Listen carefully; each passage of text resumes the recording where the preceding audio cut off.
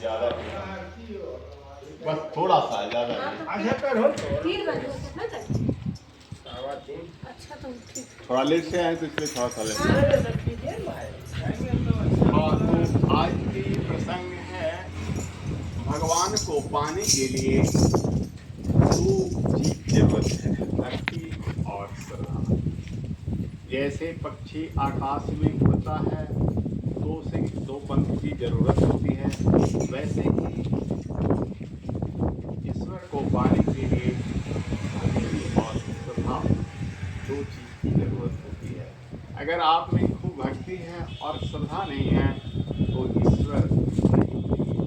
अगर आपके अंदर खूब श्रद्धा है और भक्ति भी नहीं हो पाएगा तो भी भगवान की प्राप्ति दुष्कर हो जाएगी। अब भक्ति श्रद्धा क्या है सो जानिए। भक्ति अभी आपने सुना, एक चौपाई मैंने सत्संग में गाया था, भक्त भक्ति भगवंत गुरु चतुर नाम बपुए इनके पद बंधन किए नासै विघ्न।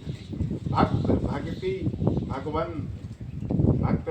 भगवंत गुरु, ये चार चीज अलग अलग हैं, लेकिन चार नाम बपु एक, बपु कहते शरीर को।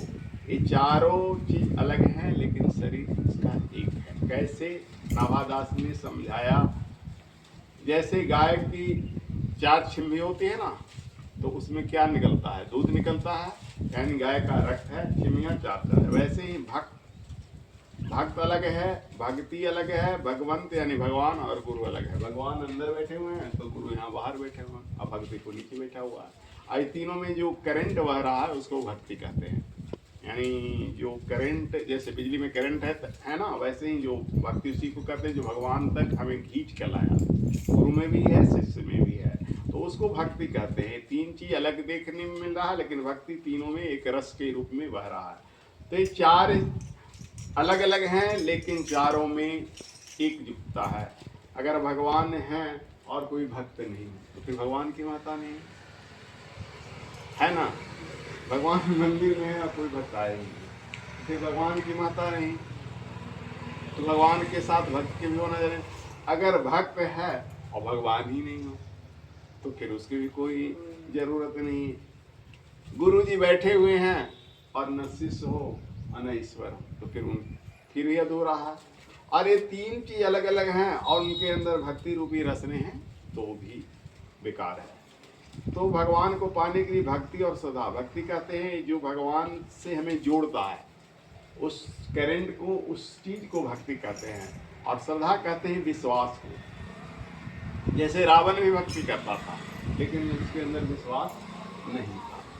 अगर विश्वास होता कि राम विष्णु के अवतार हैं तो पाप करता ही नहीं, मारा जाता ही नहीं, सीता को लौटा देता।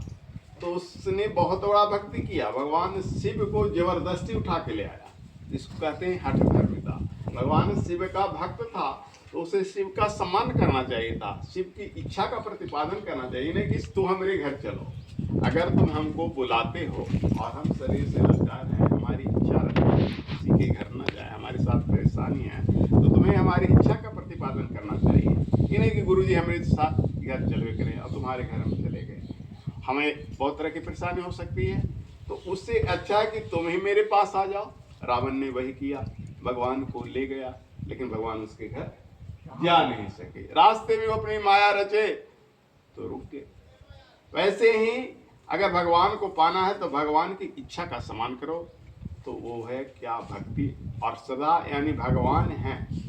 अगर हमारी मनोकामना, बहुत सारे लोग की मनोकामना पूर्ण हो जाती है तो कहता है कि भगवान है, बहुत सारे लोग की मनोकामना पूर्ण नहीं होती है तो कहता है कि भगवान नहीं है। अब दो तरह की विचारधारा मिलती है, जिसकी मनोकामना पूर्ण होती है वो कहता है मंदिर में तो सबकी मनोकामना सफल होता है। कुछ ऐसे भी लोग होंगे जिनकी नहीं पूरी हुई तो कहेंगे कि नहीं मेरा पूरा हुआ।